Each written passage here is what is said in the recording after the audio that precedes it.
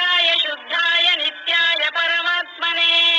सदैकरूपरूपाय विष्णवे सर्वजिष्णवे